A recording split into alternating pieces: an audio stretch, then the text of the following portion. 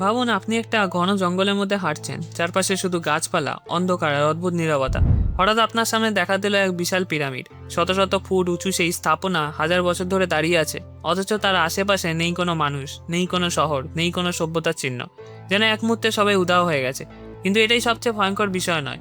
ভয়ঙ্কর বিষয় হলো এই সভ্যতা ছিল তাদের সবচেয়ে অন্যতম উন্নত সভ্যতা। তারা এমন নির্মূলভাবে নক্ষত্রের গতিবিধি গণনা করতে পারত, যা আজকের বিজ্ঞানীরা অবাক করে। তারা সূর্যগণে ভবিষ্যৎবাণী করত, জটিল ক্যালেন্ডার তৈরি করেছিল, বিশাল শহর নির্মাণ করেছিল, আর গণিতের এমন ধারণা ব্যবহার করেছিল যা পৃথিবীর অনেক অংশ তখনও জানত না। তাহলে প্রশ্ন হলো, যদি তারা এত উন্নত ছিল তাহলে তাদের কি হলো? কেন হাজার হাজার মানুষে ভরা শহরগুলো একদিন হঠাৎ খালি হয়ে গেল? কেন রাজপ্রাসাদ, মন্দির আর পিরামিডগুলো জঙ্গলের নিচে হারিয়ে গেল? তারা কি কোনো ভয়ঙ্কর যুদ্ধের শিকার হয়েছিল? কোনো মহাদুর্ভিক্ষ কি তাদের ধ্বংস করেছিল? নাকি এমন কোনো রহস্য লুকিয়ে আছে যা আজও আমরা পুরোপুরি বুঝতে পারিনি? আজকের এই ভিডিওতে আমরা প্রবেশ করব ইতিহাসের অন্যতম রহস্যময় অধ্যায়।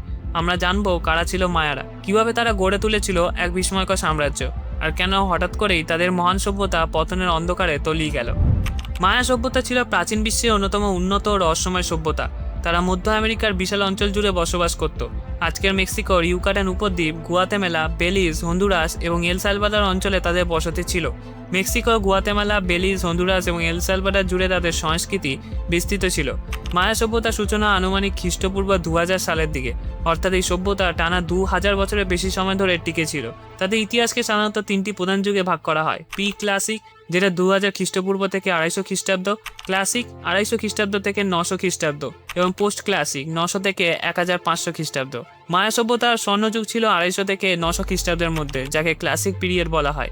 এই সময় অসংখ্য বিশাল শহর গড়ে ওঠে, যেমন তিকাল, প্ল্যাঙ্কে, কোপান এবং ক্যালামুল। এইসব শহরের হাজার হাজার মানুষ বসবাস করত এবং এগুলো ছিল ধর্ম, বিজ্ঞান, বাণিজ্য ও রাজনীতির কেন্দ্র। ইতিহাসবিদদের ধারণা, মায়া সভ্যতার মোট জনসংখ্যা তাদের শীর্ষ সময় 1 কোটিরও বেশি হতে পারত। ঘন জঙ্গলের মাঝখানে তারা শত শত নগর রাষ্ট্র প্রতিষ্ঠা করেছিল। প্রতিটি শহরের নিজস্ব রাজা, সেনাবাহিনী, ধর্মীয় কেন্দ্র এবং প্রশাসনিক ব্যবস্থা ছিল। মায়েরা কোনো একক সাম্রাজ্য ছিল না, বরং তারা ছিল বহু স্বাধীন নগর রাষ্ট্রের সমষ্টি। অনেক সময় এসব নগর রাষ্ট্র একে অপরের সঙ্গে বাণিজ্য করত, আবার অনেক সময় যুদ্ধেও জড়িয়ে পড়ত। মায়েরা রাতের আকাশে অত্যন্ত মনোযোগ দিয়ে পর্যবেক্ষণ করত। তাদের কাছে আকাশ ছিল দেবতাদের জগৎ, তাই নক্ষত্র গ্রহের গতিবিধি বোঝা ধর্মীয়ভাবে গুরুত্বপূর্ণ ছিল। তারা সূর্যগ্রহণ ও চন্দ্রগ্রহণের সময় পূর্বাভাস দিতে পারত। আধুনিক যন্ত্রপাতি ছাড়াই তারা দীর্ঘদিন ধরে পর্যবেক্ষণ করে জটিল জ্যোতির্বিজ্ঞান হিসাব তৈরি করেছিল। বিশেষভাবে তারা শুক্র গ্রহকে অত্যন্ত গুরুত্ব দিত। মায়া জ্যোতির্বিজ্ঞানী শুক্রের আবর্তন কাল এতটাই নিখুঁতভাবে গণনা করেছিলেন যে আধুনিক হিসাবের সঙ্গে তার পার্থক্য খুব সামান্য ছিল।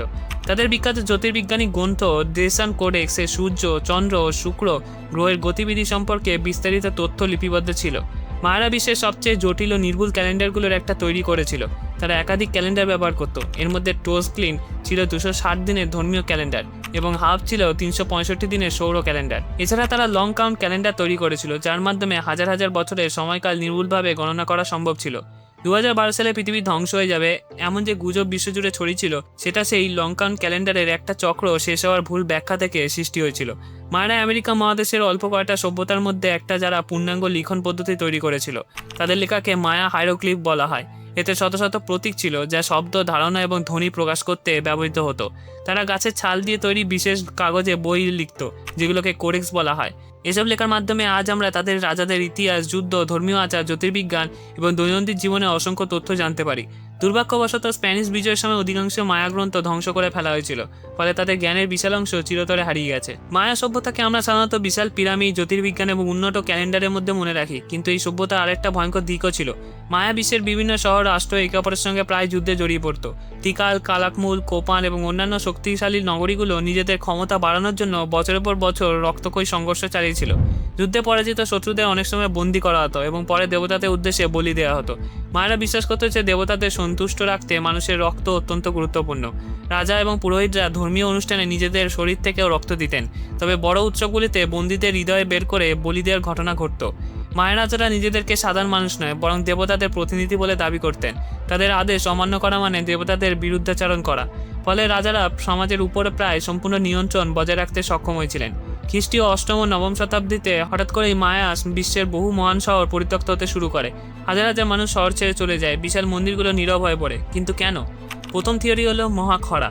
বর্তমান গবেষণায় দেখা গেছে যে সেই সময় মধ্য আমেরিকায় কয়েক দশক ধরে ভয়াবহ খরা চলেছিল। হ্রদ ও গুহার পলিমাটি বিশ্লেষণ করে বিজ্ঞানীরা খরার প্রমাণ পেয়েছেন। মায়াদের কৃষি সম্পূর্ণভাবে বৃষ্টির উপর নির্ভরশীল ছিল। যখন বৃষ্টি কমে যায় তখন ভুট্টা, শিম ও অন্যান্য খাদ্যশস্য উৎপাদন ব্যাপকভাবে হ্রাস পায়। লক্ষ লক্ষ মানুষ খাদ্য সংকটে পড়ে, দুর্ভিক্ষ শুরু হয় এবং শহরগুলো ধীরে ধীরে জনশূন্য হতে থাকে। সেকেন্ড থিওরি হলো অন্তহীন যুদ্ধ। মায়া নগরগুলো শতাব্দীর পর শতাব্দী ধরে একে অপরের বিরুদ্ধে যুদ্ধ করছে।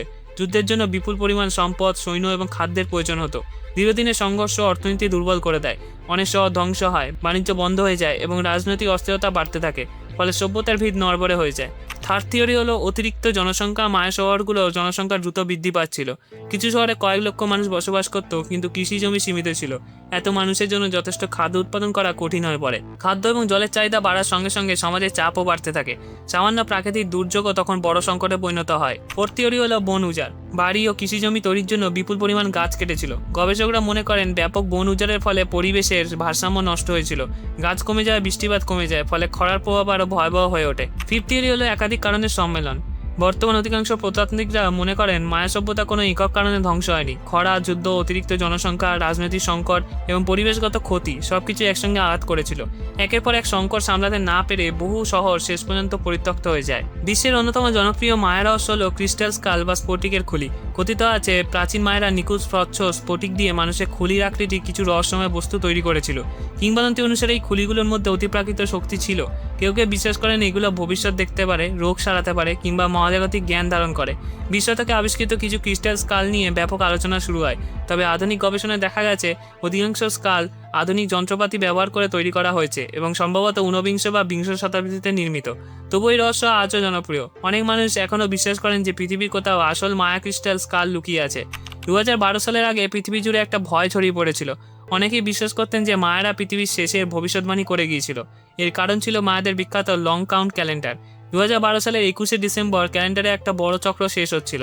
অনেকে ভুলভাবে ধারণা করেন যে চক্র শেষ হওয়া মানে পৃথিবীর সমাপ্তি, কিন্তু বাস্তবে মায়াদের কোনো লেখায় পৃথিবীর ধ্বংসের কথা বলা নেই। এটা ছিল অনেকটা আমাদের ক্যালেন্ডারে 31শে ডিসেম্বরের মতো। একটা বছর শেষ, তারপর নতুন বছর শুরু হয়। একইভাবে মায়া ক্যালেন্ডারে একটা যুগ শেষ হয় আর একটা যুগ শুরু হওয়ার কথা ছিল। অর্থাৎ 2012 সালে পৃথিবী ধ্বংসের ধারণা ছিল আধুনিক ভুল ব্যাখ্যা। দীর্ঘদিন ধরে গবেষকরা মনে করতেন যে মায়া নগরীগুলো তুলনামূলকভাবে ছোট ছিল, কিন্তু একবিংশ শতাব্দীতে নতুন প্রযুক্তি এই ধারণাকে সম্পূর্ণ বদলে দেয়।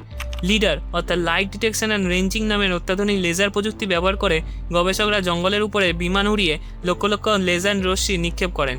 এই লেজার গাছের পাতার ফাঁক দিয়ে মাটিতে পৌঁছে এবং পরে কম্পিউটারে বিশ্লেষণের মাধ্যমে জঙ্গলের নিচে লুকিয়ে থাকা কাঠামোর মানচিত্র তৈরি করে।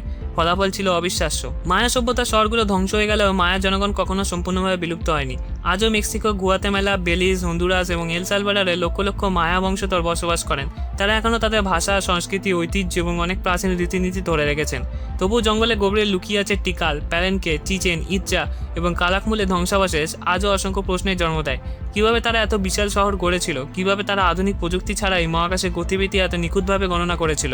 আর সবচেয়ে বড় প্রশ্ন, একসময় লক্ষ লক্ষ মানুষের এই মহান সভ্যতা কেন হঠাৎ ভেঙে পড়ল? এই ভিডিওটা যদি ভালো লাগে তাহলে এই ভিডিওগুলো দেখুন। চ্যানেলটা অবশ্যই সাবস্ক্রাইব করবেন। আশা করি ভালো লাগবে। ধন্যবাদ।